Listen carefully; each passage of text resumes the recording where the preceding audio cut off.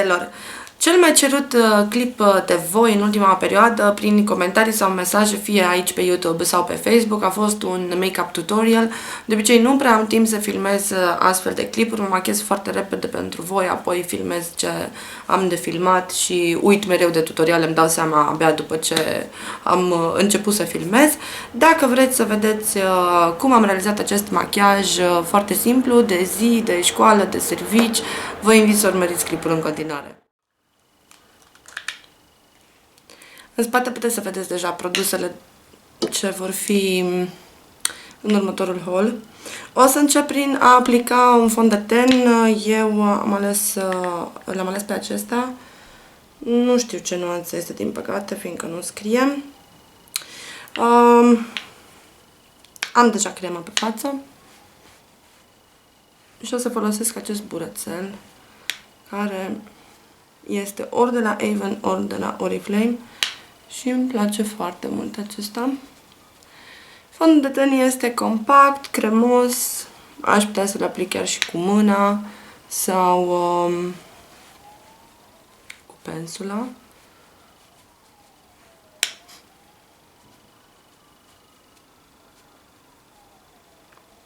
Am buzele foarte uscate acum, toamna. De vreo 3-4 zile nu am mai folosit fond de ten. Scuze, balsam de buze. Lumina este destul de puternică și par destul de albă, însă fondul de ten are o acoperire foarte bună. Mereu îl folosesc în sezonul rece pe acesta.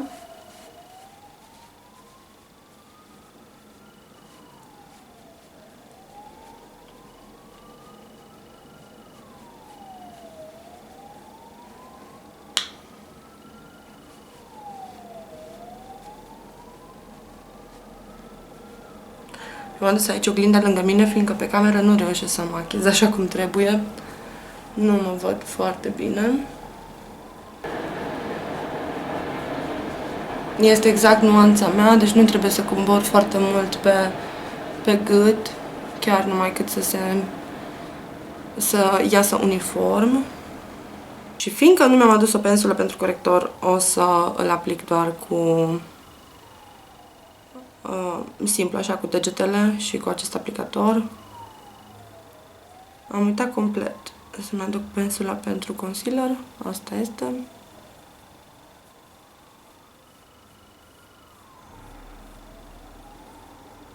Are acoperire foarte bună acesta, îmi place foarte mult. Se vede deja diferența, nu? Bun.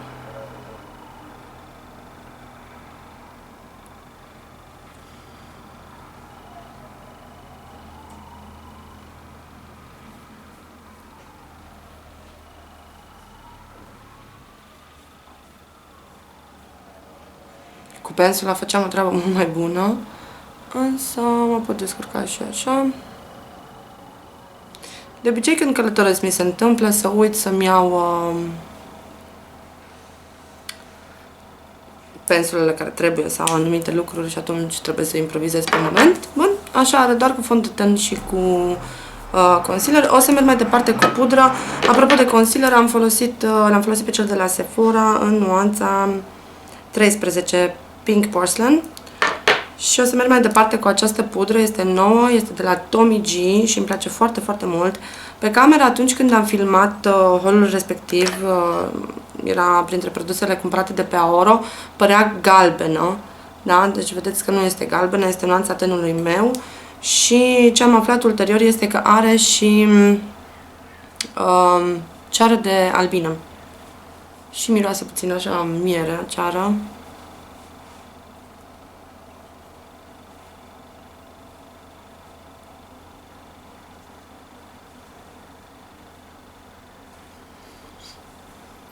Puțin și cu părul.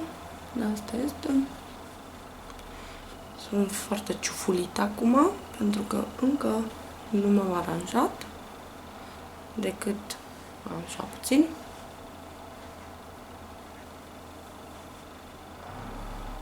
Bun.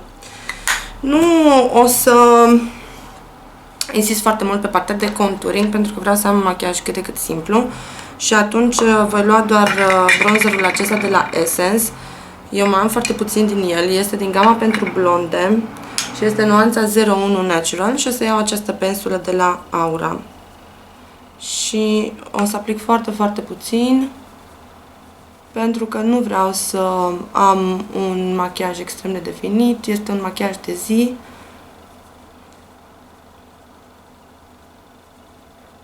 Aplic doar în zonele în care cade în mod normal soarele pe față și ar trebui să avem aceste umbre. Pur și simplu vreau să scot în evidență trăsăturile, dar nu vreau să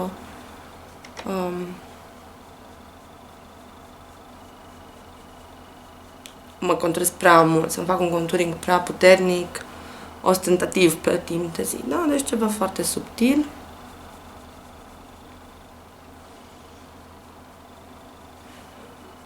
Bun. O să merg mai departe cu sprâncenele și pentru sprâncene voi folosi o pensulă de la Avon și pomada de la Anastasia Beverly Hills în nuanța Taupe.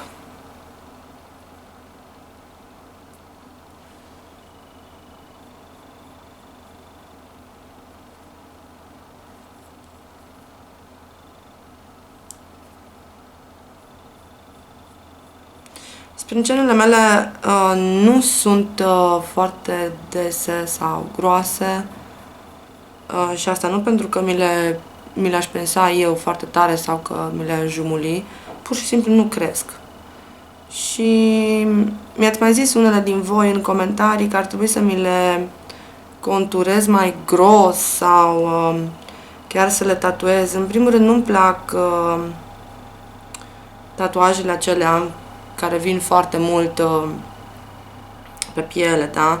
Și se vede diferența aceea. Mi se pare un look destul de fals, însă sunt și tatuaje mai reușite la saloane profi, executate de către oameni cu experiență. Da, deci asta e diferența fără sprâncene și cu sprâncene. Bun, mai am chiar foarte puțin aici de lucru. Ok, nu știu cât de bună este lumina, cât de bine puteți să vedeți voi. Deja îmi și lăcrimează în ochi.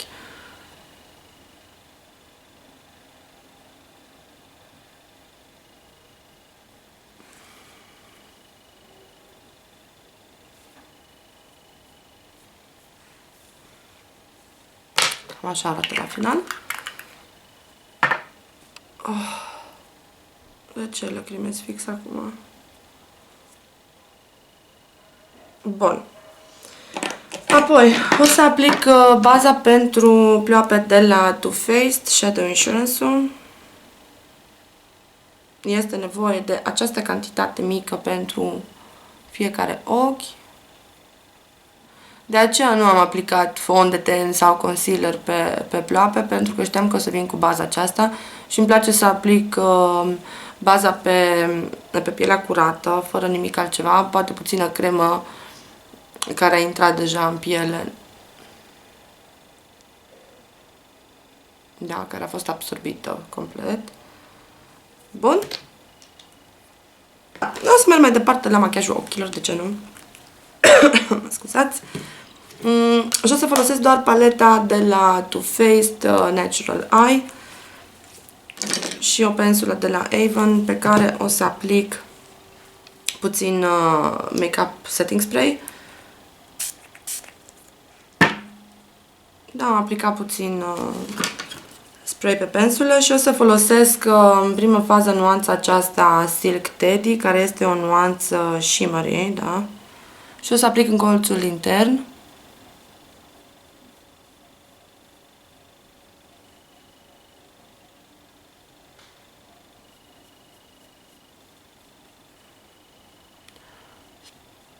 Sper din suflet să vadă ceva pe cameră, pentru că este puternică lumina. Cred că o să vedeți mai bine la celălalt ochi. Am aplicat această nuanță în colțul intern și puțin până pe jumătatea ploapei și o să vin cu pensulă. Aceasta este de la Cupio este pensula de blending. O să folosesc pe urmă nuanța Velvet Revolver. Asta trebuie să o bat puțin, că nu vreau să am în exces și o să aplic aici.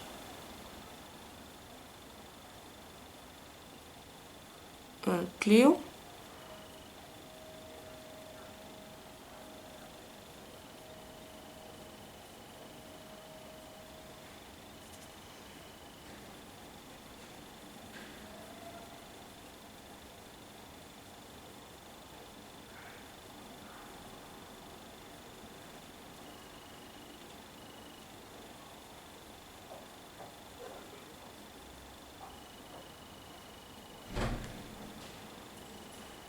Partea asta nu vedeți voi foarte bine din cauza luminii.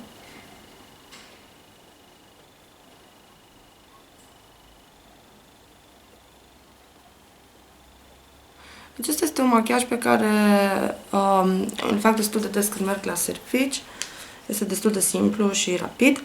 Apoi o să iau nuanța Sexpresso, aceasta închisă de aici, și din nou pensula de la Avon, care am aplicat și prima culoare.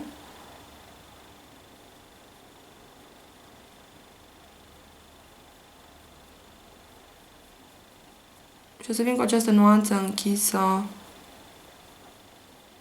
jos în colțul extern. Facem aceeași mișcare și la celălalt ochi, evident, că nu vrem să iasă un machiaj de Halloween, chiar dacă ar fi momentul potrivit. Și ne întoarcem la pensula de la Cupio, în care punem și pe ea puțin Sexpresso și amestecăm.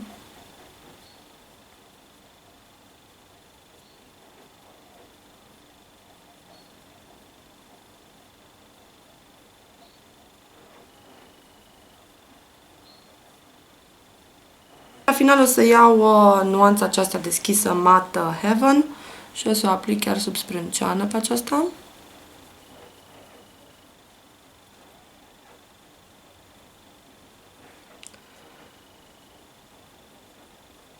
Bun.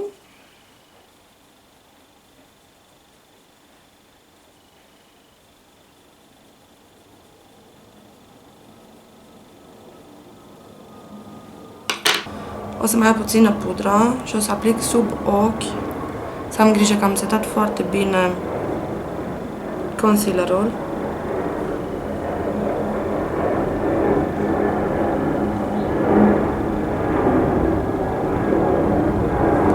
Așa. Și o să mai iau încă o dată pensula de la Avon cu puțin Sexpresso, dar maroul acela închis, ca să vin în partea de jos.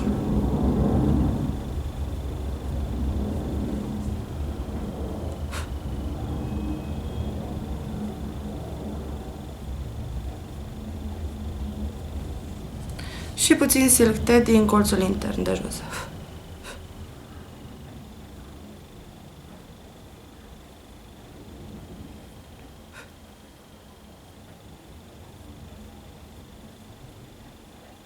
Unindu-le pe cele două, da? Cam așa arată.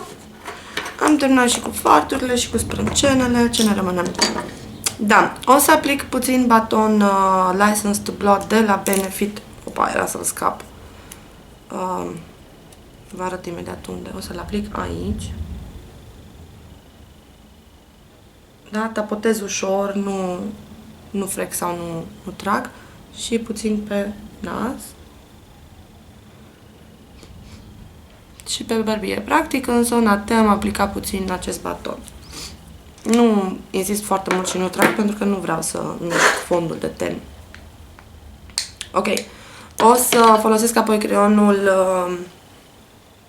da, eyelinerul de la Waterproof de la Makeup Forever, cel negru.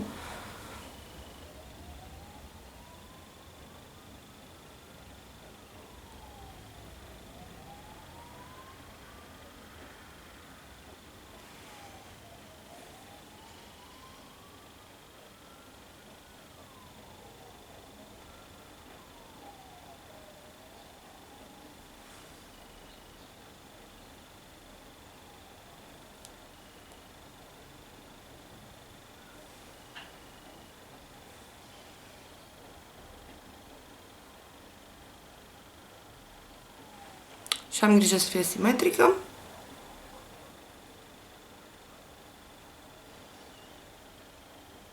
Bun. Apoi o să iau blush-ul de la Deborah în nuanța 46 Rosa Pesca și pensula de blush de la Real Techniques.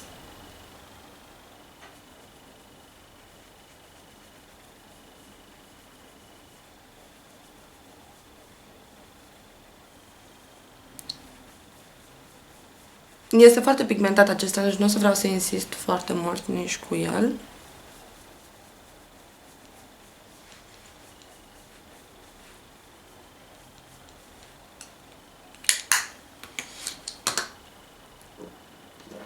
Apoi voi lua highlighterul de la Ethos, cel sub formă de cremă.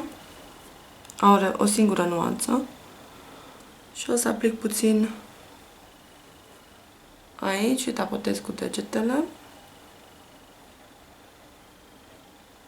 Este nevoie de o cantitate foarte, foarte mică, da? Se îmbină foarte bine cu produsele sub formă de pudră. De aceea este ușor de folosit.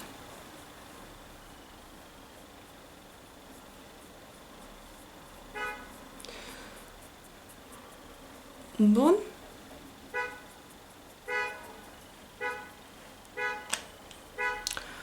Am înțeles. Câtă gălăgie. Bun, o să iau rimelul. Este Feline din gama Volume Million Lashes de la L'Oreal. Sper să înceteze cu claxonatul pentru că este destul de nervant, mai ales duminică dimineața la ora 9. Nu văd nevoia. Deși e vina mea că trebuia să închid geamul, însă m-am bucurat că nu este foarte frig afară și am putut să aerisesc mai mult. Îmi place tot timpul să stau cu geamul deschis. Bun, aplic și pe celălalt. Această mascara este destul de buildable, da? Deci puteți să aplicați chiar și 2-3 straturi dacă vreți un look mai dramatic sau unul este suficient pentru un machiaj de zi. Eu acum o să aplic 2. Da? Pentru că am genele foarte scurte și rare și atunci vreau ceva mai mult volum. Să aplic și jos.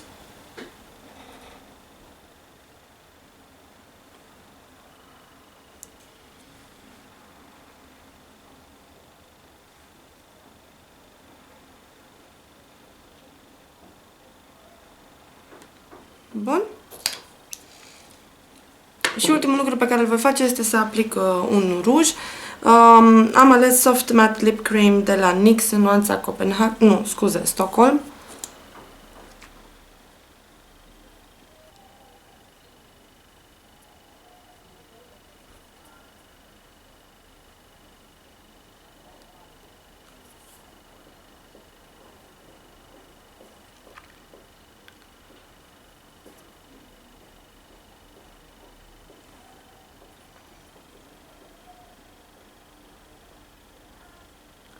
Și o să aștept să se usuce.